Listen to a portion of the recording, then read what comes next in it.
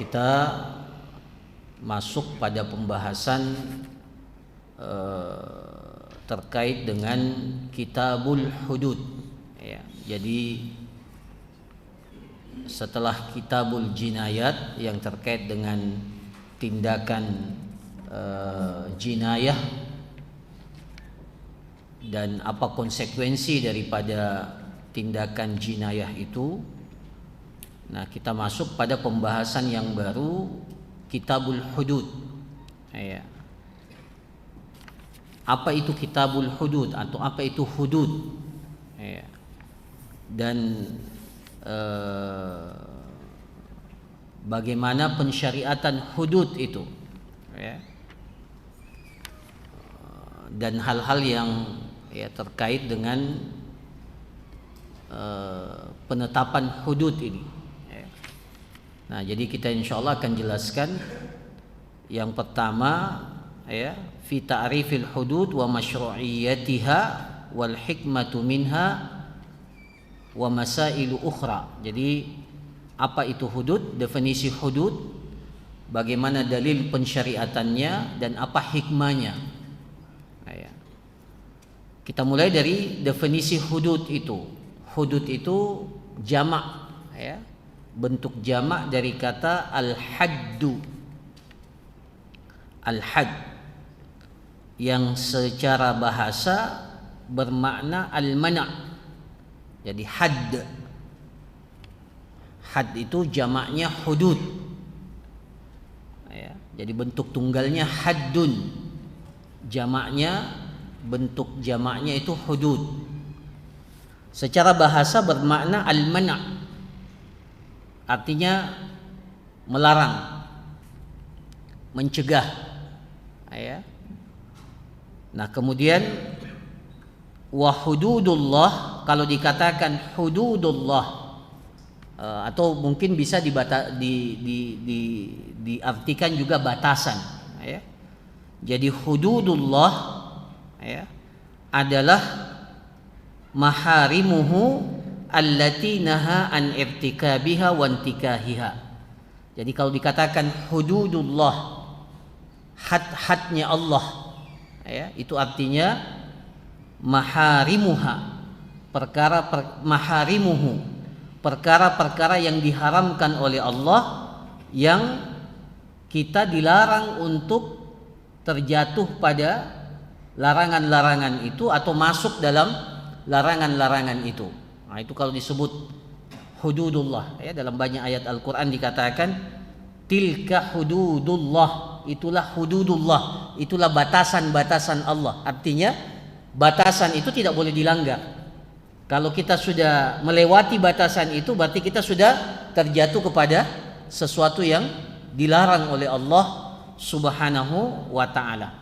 Ya. Kenapa disebut hudud? Summiyat bidzalik li'annaha tamna'u minal iqdam 'ala al-wuqu'i fiha. Jadi hudud ini kenapa disebut hudud? Karena hudud inilah yang akan mencegah kita ya, akan menjadi pencegah atau mengingatkan kita agar kita tidak terjatuh pada apa yang Allah Subhanahu wa taala larang ya, apa yang Allah Subhanahu wa taala ya melarang kita untuk terjatuh kepada perkara-perkara ini. Nah, itu yang dimaksud dengan hudud secara bahasa ya. Jadi kesimpulannya apa itu hudud secara bahasa adalah batasan yang Allah tetapkan di mana kita dilarang untuk melewati batasan itu. Kapan kita melewati batasan itu berarti kita sudah melanggar, terjatuh kepada sesuatu yang dilarang oleh Allah Subhanahu wa taala. Nah, kemudian para jamaah sekalian, wa syar'an, dan secara syara' ya, definisi hudud secara syara' ya, dalam peristilahan syariat, uqubatun muqaddaratun fi syara' li ajli haqqillahi ta'ala. Itu definisi yang pertama. Jadi apa itu hudud? Apa itu had? Ya, had itu adalah uqubatun muqaddaratun fi syara'. Sanksi, uqubah. Ya, sanksi. Ya. Yang muqaddarah. Muqaddarah itu yang sudah ditetapkan dalam syariat. Jadi haddun itu atau hudud itu adalah uqubah, satu sanksi di mana sanksinya itu muqaddarah, sudah ditetapkan di dalam syariat. Karena dalam Islam, para jamaah sekalian, dalam Islam sanksi itu ada dua. Ada yang sudah ditetapkan dan ada yang tidak ditetapkan. Nah, ketika dia sudah ditetapkan dalam syariat, ya, contohnya umpamanya yang mencuri atau yang minum khamar, itu sudah ditetapkan. Nah, itu yang sudah ditetapkan itu yang disebut dengan hadd atau hudud, ya, jamaknya hudud. Jadi secara peristilahan para ulama kita mengatakan al-haddu itu adalah uqubatun muqaddarah, sanksi yang telah ditetapkan, muqaddarah. Fi syariat sudah tetapkan, tidak boleh lagi kita melampaui atau menguranginya. Ya. Syariat sudah tetapkan batasannya. Tidak boleh kita melebihi batasan itu dan tidak boleh mengurangi, karena syariat sudah menetapkan. Jadi kita tidak boleh intervensi. Uqubatun muqaddaratun fi syara' li ajli haqqillahi ta'ala, untuk memenuhi apa yang menjadi haknya Allah Azza wa Jalla. Jadi pelanggaran yang dilakukan oleh manusia itu terbagi dua. Ada yang masuk dalam kategori haqqullah, haknya Allah, dan ada yang masuk dalam kategori haqqul adami, haknya sesama manusia. Nah, hudud ini yang akan kita jelaskan dalam penjelasan kita malam hari ini dan pelajaran-pelajaran yang akan datang, itu semua terkait dengan haqqullah, meskipun dalam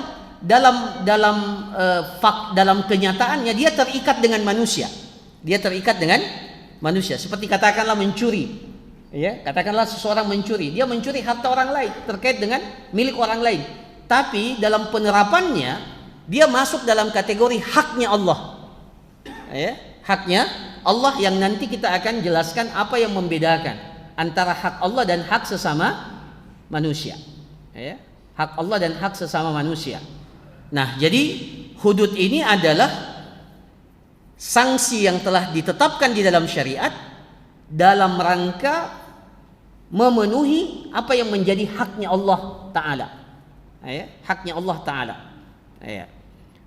Wa qila uqubatun muqaddaratun syar'an fi ma'siyah litamna'a minal wuqu'i fi misliha aw fi misli dzambi alladhi syuri'a lahu al-iqab.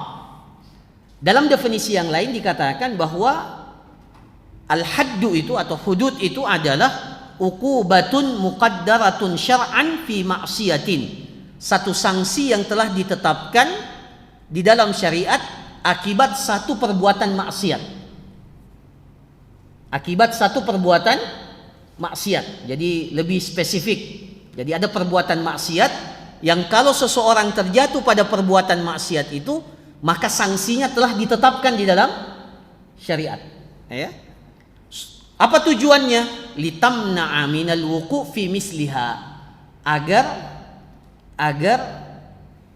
sanksi itu bertujuan supaya orang tidak terjatuh pada perbuatan itu. Jadi kenapa syariat kita menetapkan hukuman ini atau sanksi ini? Tujuannya sangat mulia. Tujuannya sangat mulia supaya orang tidak terjatuh pada perbuatan itu. Terjatuh pada perbuatan itu supaya orang memiliki rasa takut. Agar tidak terjatuh pada perbuatan itu, maka ditetapkanlah sanksi yang sudah dipatenkan di dalam syariat kita. Uqubatun muqaddaratun fi syar'an fi ma'siyatin litamna'a minal wuqu' fi misliha aw fi misli dzambi alladhi syuri'a lahu al-iqab, atau pada perbuatan dosa yang mirip, yang mirip dengannya, di mana perbuatan dosa itu telah ditetapkan hukumannya oleh Allah Subhanahu wa taala. Nah, jadi hudud ini para jamaah sekalian tujuannya mulia. Sama dengan qisas yang kita sudah jelaskan. Allah Subhanahu wa taala katakan walakum fil qisasi hayatun. Dalam qisas itu ada kehidupan.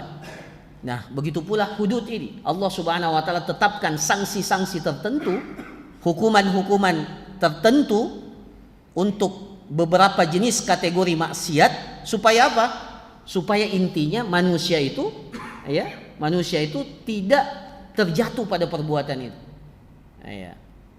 Jadi memang tujuannya agar orang tidak berpikir agar orang berpikir keras kalau ingin melakukan perbuatan itu. Karena ini adalah hukuman yang telah ditetapkan oleh syariat, maka sangat mulia. Dan Allah Subhanahu wa taala tentunya sangat mengetahui hikmah di balik pensyariatan hudud ini. Nah, para jamaah sekalian, apa dalil pensyariatannya? Di sini dikatakan al-aslu fi masyru'iyatil hudud al-kitab was sunnah wal ijma'. Jadi dalil pensyariatan hudud ini, hukuman-hukuman yang telah ditetapkan di dalam syariat itu berlandaskan Al-Qur'an, berlandaskan as-sunnah dan ijma', konsensus para ulama. Faqad qarrara al-kitab was sunnah uqubat muhaddadah li jara'im wa ma'asin muayyanah. Ya, di dalam Al-Qur'an, begitu pula dalam as-sunnah telah ditetapkan beberapa jenis sanksi, uqubat muhaddadah, beberapa jenis sanksi, hukuman yang telah ditetapkan, uqubatun muhaddadah li jara'im wa ma'asin muayyanah, atas perbuatan maksiat atau tindakan kriminal yang tertentu. Jadi tidak semuanya. Jadi ada memang perbuatan-perbuatan atau jenis-jenis maksiat tertentu yang hukumannya itu sudah ditetapkan di dalam syariat. Dalam syariat Allah Subhanahu wa taala sudah patenkan hukuman itu. Meskipun dalam kenyataannya wal iyadu billah atau wallahul musta'an, manusia banyak mengingkari ini, banyak mengingkari ini atau memilih hukuman yang lain, padahal Allah Subhanahu wa taala sudah tilka hududullah, itu hududullah, jangan dilanggar. Akibatnya kalau dilanggar, apa akibatnya kalau dilanggar? Kemaksiatan itu justru semakin merajalela, atau orang tidak lagi merasa takut, merasa takut untuk melakukan perbuatan itu. Padahal tujuan daripada hudud itu adalah supaya orang tidak terjatuh pada perbuatan itu. Nah, contohnya apa? Jenis-jenis maksiat yang tertentu ini seperti apa? Kazina, seperti perbuatan zina. Perbuatan zina. Hukumannya sudah ditetapkan di dalam syariat. Hukumannya sudah ditetapkan dalam syariat. Tapi kenyataannya diterapkan enggak? Orang yang berzina diterapkan enggak? Hukuman itu di tengah kehidupan kita diterapkan tidak? Diterapkan atau tidak? Coba seandainya para jamaah sekalian, orang yang berzina yang sudah menikah itu dirajam. Dirajam itu maksudnya apa? Dilempar dengan batu sampai mati dan ditonton oleh orang lain. Kira-kira perbuatan zina semakin bertambah atau semakin berkurang? Kalau dipertontonkan itu hukuman rajam itu. Atau jangan itulah, itu mencuri, potong tangan. Ketika itu diterapkan, kira-kira perbuatan tindakan pencurian ini bertambah atau berkurang? Bertambah atau berkurang?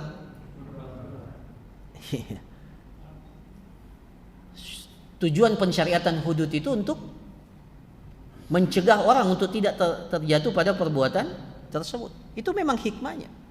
Ya, itu memang hikmahnya. Cuma terkadang manusia ini wallahul musta'an merasa lebih pintar dari Allah Subhanahu wa taala. Ya. Ya, padahal jelas-jelas ayatnya mengatakan wassariqu wassariqatu faqta'u aydiyahuma. Laki-laki yang mencuri, wanita yang mencuri, maka potonglah apa? Aydiyahuma, tangan mereka. Jadi potong tangan. Tapi karena kita tidak terapkan, akhirnya perbuatan mencuri itu semakin bertambah atau semakin berkurang? Bertambah. Bahkan sebagian tidak malu-malu untuk mencuri. Ya, tidak malu-malu untuk mencuri karena paling sekian tahun. Ya, tapi coba potong tangan. Saya pernah lihat perempuan kalau tidak salah itu dipotong tangannya di Madinah. Di depan mata kita dilihat, depan mata dipotong tangannya, kemudian diangkat begini. Ya, itu perasaan lihat dipotong tangan itu, ya, pasti, ya, apalagi dalam sebagian kitab fikih setelah dipotong tangannya itu, ya, tangannya itu digantung di lehernya, kemudian diarak keliling kampung. Nah, itu bagus itu. Jadi memang hikmahnya seperti itu supaya orang berpikir keras kalau ingin mencuri. Ya. Kalau hukumannya sekedar, ya, apalagi kalau sistem hukumnya lemah, nah itu tambah parah lagi. Ya. Jadi jenis-jenis, ya, maksiat tertentu seperti perzinahan, wasarika pencurian, wasyurbul khamar, meminum khamar, ya, meminum khamar. Ya, minum khamar itu maksiat dan hukumannya sudah ditetapkan di dalam syariat. Cuma kita tidak pernah menghukum peminum khamar ini dengan hukuman yang ditetapkan oleh syariat. Bahkan yang menyedihkan, sebagian khamar itu dilegalkan, dibolehkan. Ya, saya tidak tahu kalau perzinahan, ya, ada yang dilegalkan ya perzinahan itu. Ada enggak? Kalau ada lokalisasi, ya, saya tidak tahu apakah lokalisasi itu memiliki undang-undang atau tidak, atau aturan hukum, saya tidak tahu, wallahu alam. Tapi kalau ada, wah ini fatal, ini bahaya, ini mengundang turunnya azab Allah Subhanahu wa taala. Itu lokalisasi, itu artinya apa para jamaah sekalian? Lokalisasi, katakan lokalisasi itu apa artinya? Yang mau berzina silahkan. Kan itu begitu ya? Kan begitu maknanya kan? Sama dengan smoking area. Smoking area itu artinya apa? Yang mau merokok silahkan, di sini boleh. Nah, lokalisasi itu artinya apa? Yang mau berzina silahkan. Ya, itu menyedihkan sekali. Ya. Jadi Allahu musta'an, ya. Jadi kita ini perlu banyak bertaubat, beristighfar kepada Allah, ya. Ya. Bahkan kita nasihatkan pemerintah kita untuk banyak beristighfar, memohon ampun kepada Allah. Ya. Kehidupan kita semakin sulit, ya.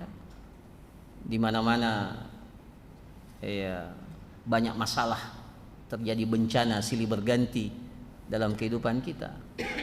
Salah satu di antara penyebabnya kita memandang enteng persoalan-persoalan yang seperti ini, melanggar ketetapan Allah. Allah sudah tetapkan ini hukumannya, kita masih pilih alternatif hukuman yang lain, ya, masih membangkang terhadap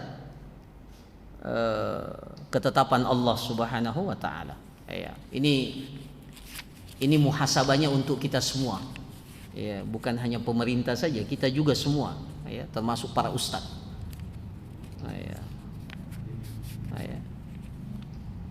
Harusnya, ya, yang begini ini yang harus diceramahkan terus dan diusahakan untuk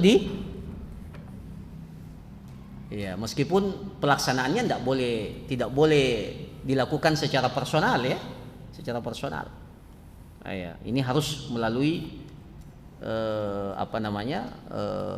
lembaga yang ditunjuk ya, oleh pemerintah yang resmi. Ya. Nah, para jamaah sekalian, jadi seperti perzinahan, pencurian, minum khamar dan selainnya, mimma sayati tafsiluhu, yang insya Allah nanti kita akan jelaskan secara terperinci. Jadi satu-satu ini pelajarannya. Ini malam ini konsep umumnya saja dulu, definisi ya, dan bagaimana menggambarkan hudud itu. Nanti secara mendetail akan kita jelaskan hukuman-hukuman itu secara terperinci atas jenis-jenis pelanggaran tertentu. Ya. Nah, apa hikmahnya? Nah, hikmahnya tadi kita sudah jelaskan sebagiannya. Al hikmatu min masyru'iyatil hudud, syuri'atil hudud zajran lin nufus an irtikabil ma'asi wat ta'addi ala hurumatillah subhanahu. Jadi Allah Subhanahu wa taala telah menetapkan batasan-batasan. Ada namanya hurumat Allah, hurumatullah. Apa? Sesuatu yang Allah tetapkan bahwa itu adalah sesuatu yang haram. Ya. Nah, sesuatu yang haram itu seharusnya kita jauhi, kita tinggalkan. Ya.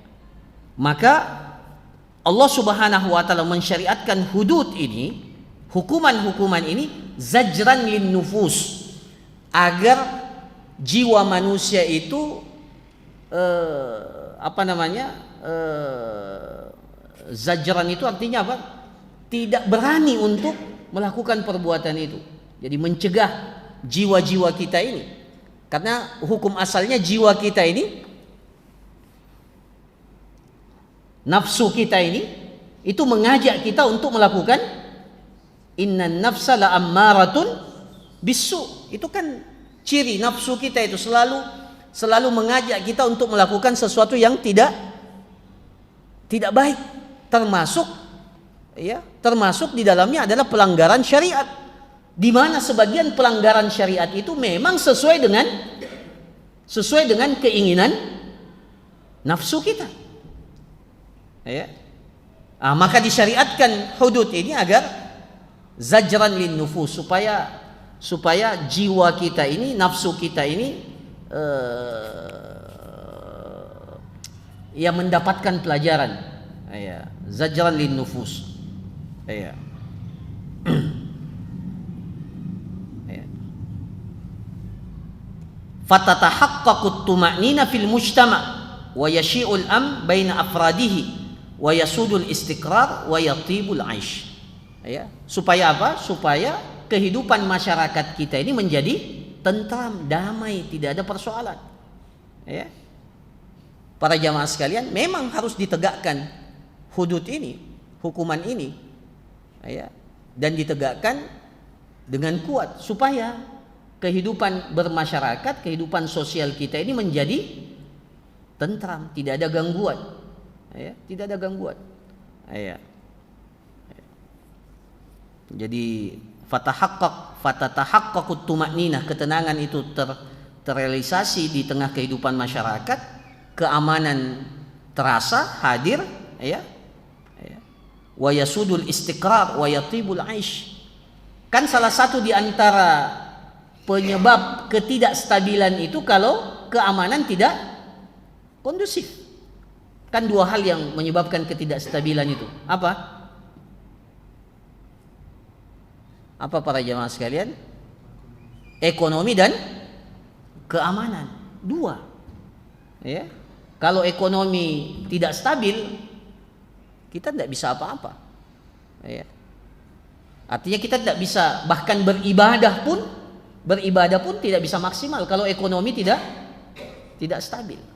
Yang kedua, keamanan. Dan itu sudah diisyaratkan oleh Allah sejak awal Islam, ayat-ayat yang turun itu terkait dengan kestabilan ekonomi dan kestabilan keamanan, kondusif. Ya, keamanan itu harus kondusif. Li'ilafi Quraisy ilafihim rihlatash syita'i was-sayf falyabudu rabb hadzal bait. Hendaklah mereka menyembah, beribadah kepada pemilik Al-Bait ini, pemilik Ka'bah ini, yaitu Allah Subhanahu wa taala.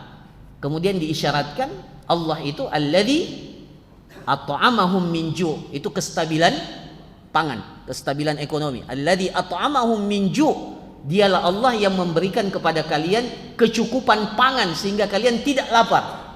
Kemudian yang kedua, wa amanahum min khauf, dan memberikan kepada mereka rasa tentram, keamanan dari rasa takut. Jadi dua ini sangat penting. Jadi pemerintah hadir itu untuk melaksanakan, merealisasikan tugas kekhalifahan ini untuk memastikan dua hal ini betul-betul terwujud di tengah kehidupan masyarakat. Iya. Pertama kestabilan ekonomi, pangan, kemudian stabilitas keamanan. Nah, hudud ini disyariatkan untuk menjaga stabilitas keamanan ini. Nah, kapan tidak dijalankan, maka seperti ya yang terjadi banyak dalam kehidupan kita. Ya. Kama anna fiha tathiran lil 'abdi fid dunya. Nah, itu satu hikmah. Hikmah yang lain, kama anna fiha tathiran lil 'abdi fid dunya. Jadi disyariatkan hudud ini sebagai penghapus dosa atas pelakunya di kehidupan dunia. Ya. Jadi sebelum meninggal dunia, sebelum dihisap nanti di kehidupan akhirat, dosanya itu sudah dibersihkan di kehidupan dunia. Ya. Berdasarkan hadis Ubadah bin Samit, ya, di hadis Ubadah bin Samit marfu'an fil bai'ah wa fihi wa man asaba min dzalika syai'an fa uqiba bihi fa huwa kaffaratuhu. Barang siapa yang melakukan salah satu dari perbuatan maksiat itu, kemudian dia dihukum dengan hukuman yang telah ditetapkan, fa uqiba bihi fa huwa kaffaratuhu, maka hukuman itu sebagai kafarah. Apa itu kafarah? Sebagai pembersih, kafaranya penebus atas perbuatan dosa yang dia lakukan. Jadi setidak-tidaknya bagi pelaku yang melakukan perbuatan maksiat itu, dosa-dosanya ya itu dibersihkan dengan adanya hukuman ini.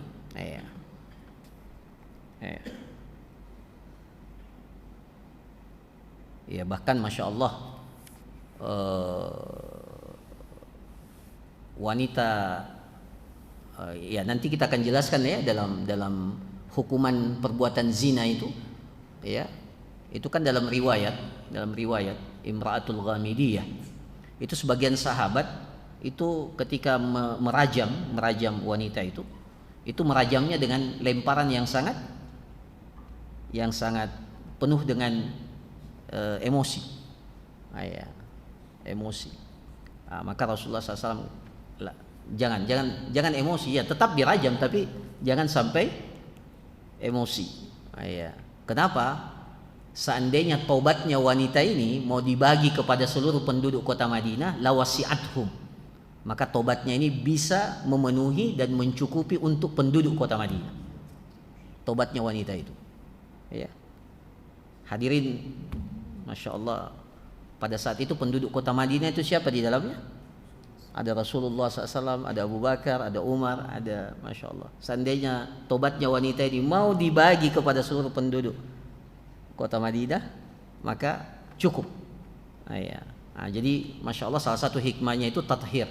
Ya, dosa-dosa orang yang melakukan perbuatan dosa itu, ya, dengan hudud ini itu dibersihkan oleh Allah Subhanahu wa taala. Jadi efeknya, hikmahnya itu kembali kepada masyarakat secara umum dan secara khusus kepada pelaku perbuatan itu. Dalam hadis Khuzaimah ibn Thabit marfu'an, man asaba haddan uqima alaihi dzalikal hadd fa huwa kaffaratu dzambihi. Barang siapa yang asaba haddan, ya terjatuh pada pelanggaran, kemudian ditegakkan kepadanya hukuman, ya hukuman itu uqima alaihi dzalikal hadd, hukuman itu diterapkan kepadanya, fahuwa kaffaratu dzambih, maka hukuman itu menjadi kafarah, penebus dosanya. Nah, ya, kemudian di sini dikatakan wa hadhil hudud ma'a kauniha muhaqqiqah li maslahatil ibad fa innaha adlun kulluha wa insab bal hiya ghayatul adl. Jadi selain merealisasikan kemaslahatan manusia di kehidupan dunia ini, dalam hudud itu juga terdapat nilai-nilai keadilan. Nilai-nilai keadilan. Ya. Nilai-nilai keadilan yang menjadi salah satu standar, ya, standar dalam agama kita, ya. Bahkan sebenarnya nilai-nilai keadilan itu value yang berlaku untuk semua, bahkan semua agama, ya, itu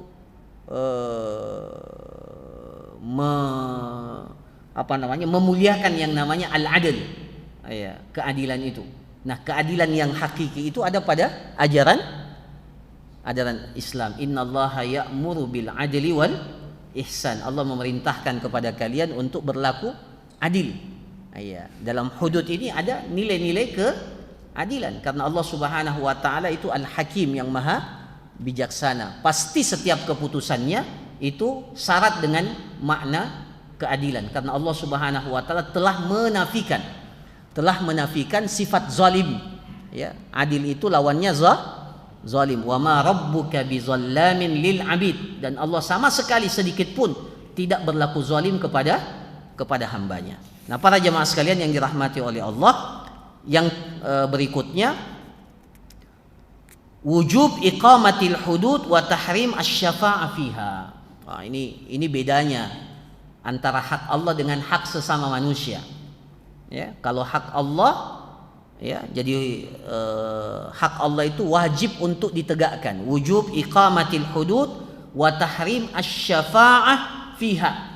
Jadi kewajiban untuk menegakkan hudud, ketetapan Allah ini, dan tidak boleh ada syafaat di dalamnya. Apa itu syafaat? Apa itu syafaat? Syafaat itu kalau ada ordal. Tahu ordal? Itu biasanya ordal kasih syafaat. Ya. Kalau dalam urusan-urusan yang keduniaan, ya boleh, memang kita bisa bantu, ya. Memang salah satu hal yang disyariatkan dalam, ya, boleh pakai syafaat. Tapi kalau dalam penegakan hudud tidak boleh ada namanya syafaat. Itu yang merusak sistem hukum. Dan kayaknya itu yang banyak terjadi, ya. Karena punya ordal, akhirnya hukuman pun bisa dinegosiasi. Belum kalau sewa pengacara yang lawyer yang ya enggak tahu nanti pertanggungjawabannya di hadapan Allah. Allah musta'an. Ya. Jadi di sini katakan tajibu iqamatul hudud bainan nas man'an lil ma'asi wa rad'an lil usah. Ya. Jadi diwajibkan untuk menegakkan ketetapan hudud ini di antara manusia supaya itu tadi kemaksiatan itu dapat dicegah, ya.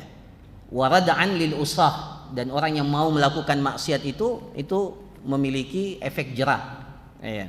Waqad qala Rasulullah sallallahu alaihi wasallam muraghiban fi iqamatil hudud. Jadi Rasulullah sallallahu alaihi wasallam senantiasa memotivasi agar hudud ini ditegakkan, ya.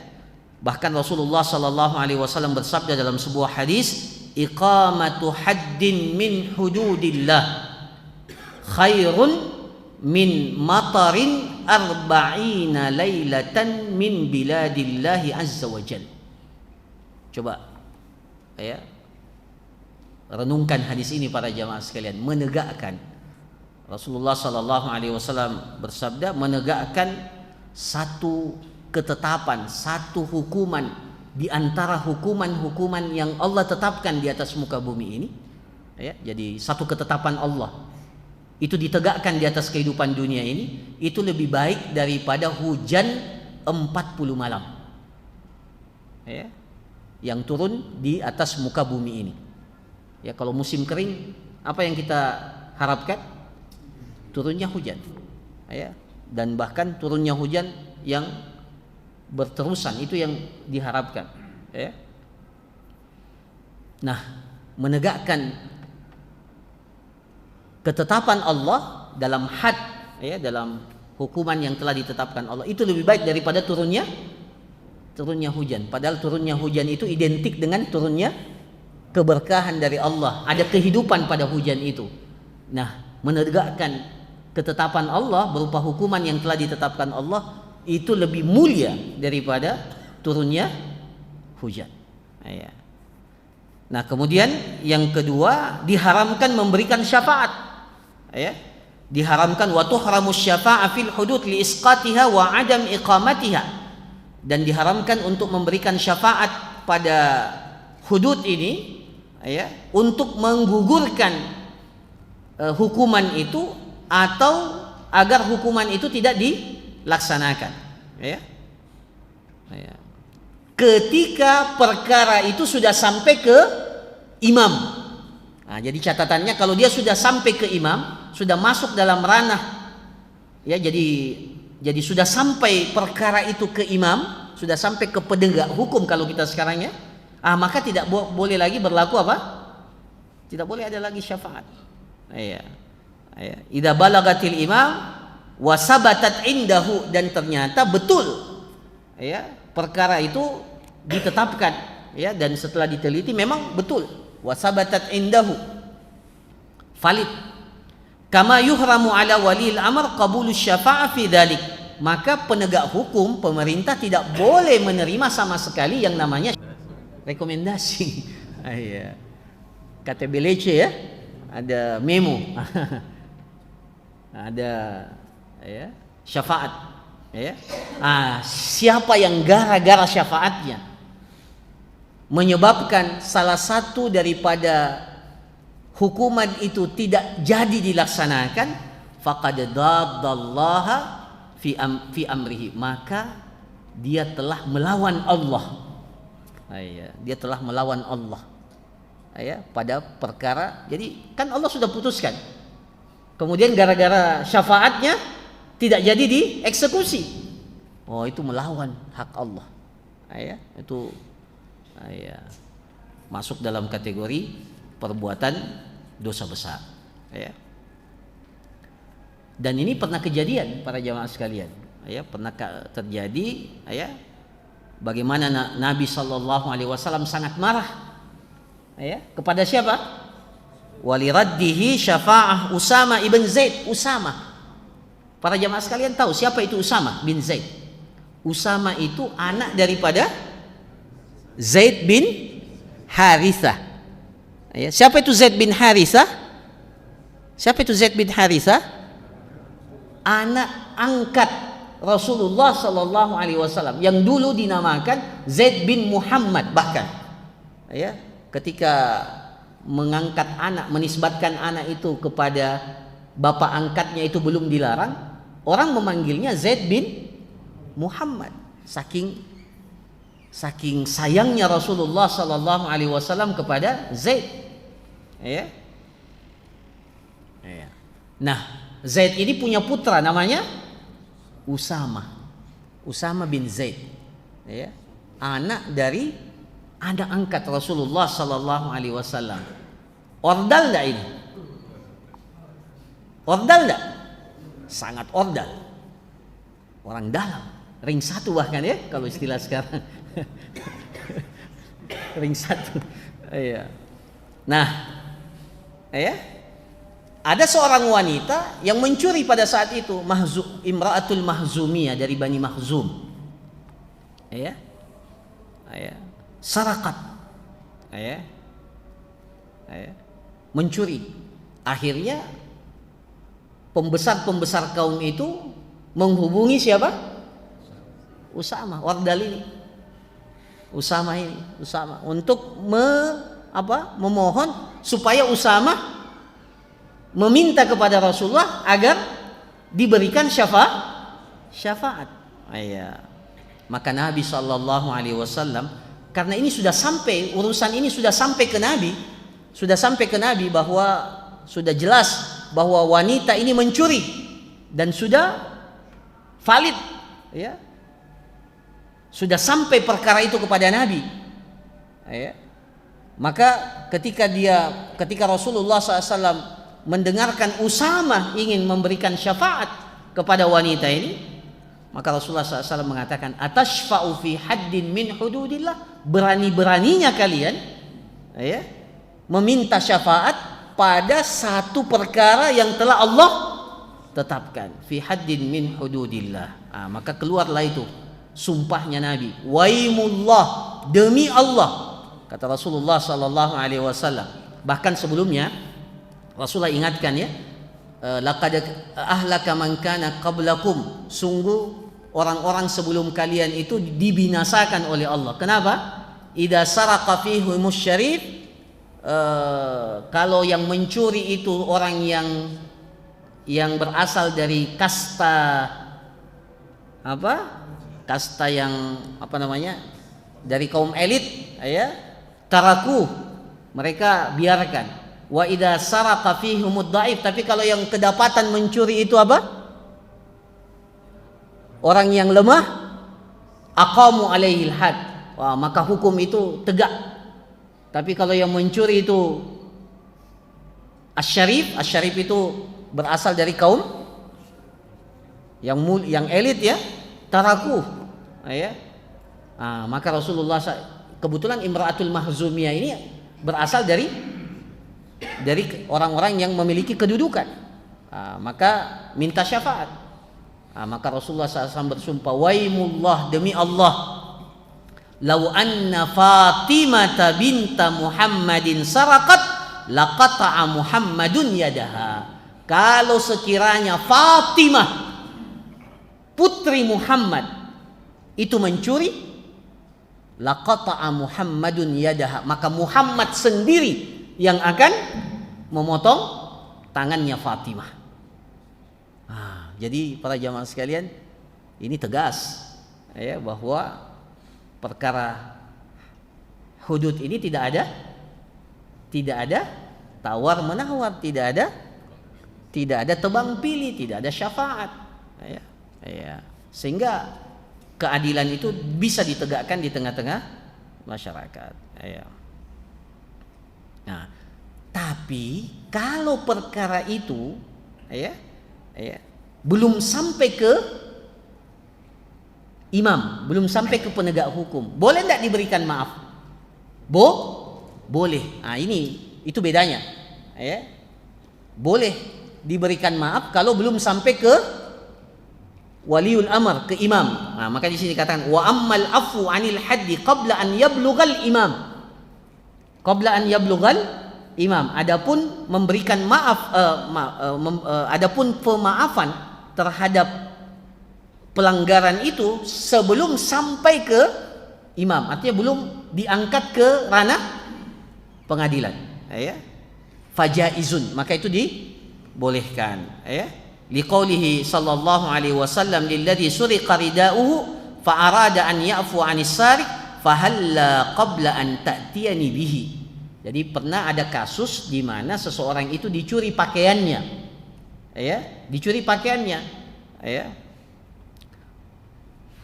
Tapi perkara itu sudah dilaporkan ke Rasulullah sallallahu alaihi wasallam, jadi sudah sampai ke penegak hukum. Maka kata Rasulullah, padahal yang dicuri itu ingin memaafkan, yang dicuri pakaiannya itu mau memaafkan si pencuri ini.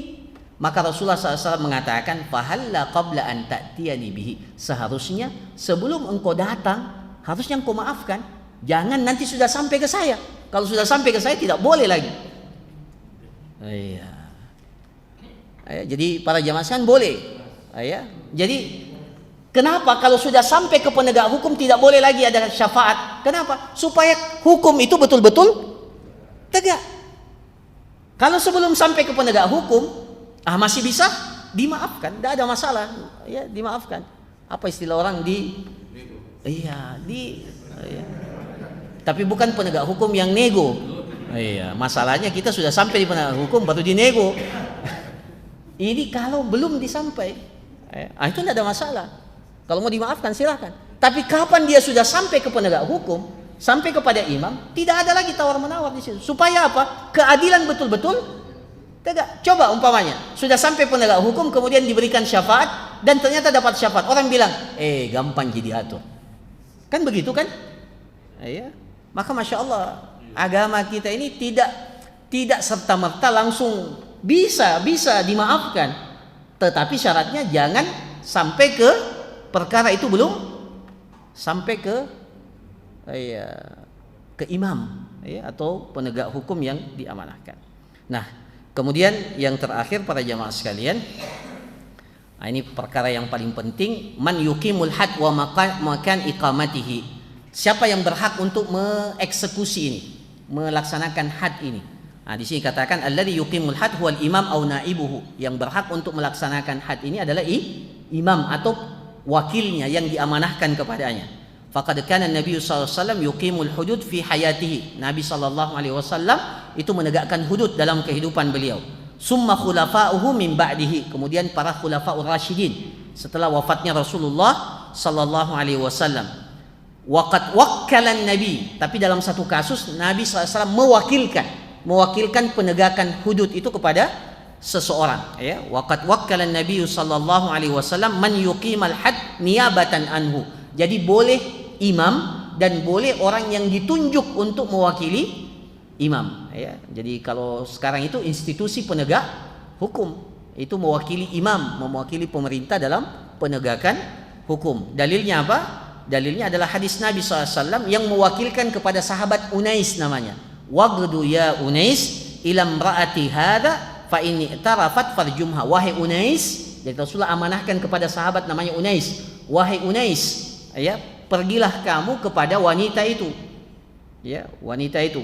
Kalau dia mengaku melakukan perzinahan, farjumha, maka tegakkan hukum rajam kepada wanita itu. Jadi boleh diwakilkan kepada orang lain, tetapi yang mewakilkan itu adalah imam, ya.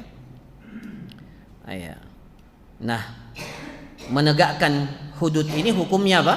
Wajib bagi imam, ya, supaya keadilan ini dapat ditegakkan. Nah, di mana dieksekusi? Penegakan hudud ini di mana dilakukan? Di sini dikatakan wa yuqamul haddu fi ayyi makan ghairal masjid.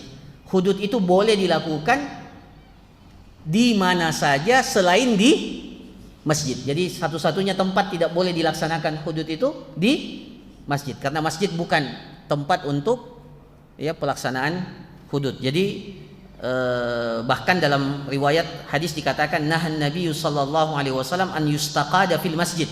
Nabi sallallahu alaihi wasallam melarang untuk menegakkan hukum qisas di masjid. Wa antun syada fihi al-asy'ar, ya, wa antuqam fihi al-hudud. Begitu pula dilarang, ya, masjid itu dijadikan tempat melantunkan syair-syair, ya. Kemudian dilarang juga untuk menegakkan hudud, ya, melakukan eksekusi hudud, ya, karena, ya, masjid bukan untuk itu dan untuk menjaga kesucian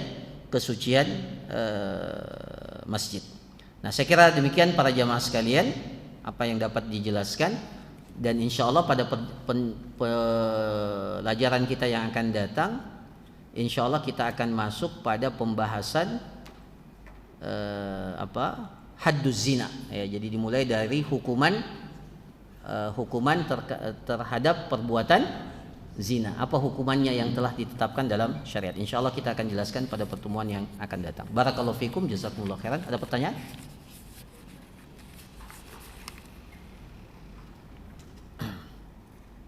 Iya, ada? Sebelum sampai ke hakim, misalkan keluarganya maafkan, bisa nggak kita ganti gitu selain yang dipotong tadi, misalkan dia minta dibayar sekian. Wallahu alam. Kalau dimaafkan boleh. Ya. Dia dimaafkan tapi ada syaratnya misalkan. Wallahu alam. Apakah boleh negosiasi di situ? Ya. Yang jelas perkara itu jangan sampai ke penegak hukum. Kalau sudah sampai tidak ada lagi. Apa hikmahnya? Sudah saya jelaskan tadi, hikmahnya supaya penegak hukum itu tidak terkesan tebang pilih. Nah, ya, itu maksudnya. Jadi kalau sebelum itu masih ada celah untuk memaafkan. Allah. Tapi apakah boleh negosiasi? Iya, daripada dilapor bayar sekian.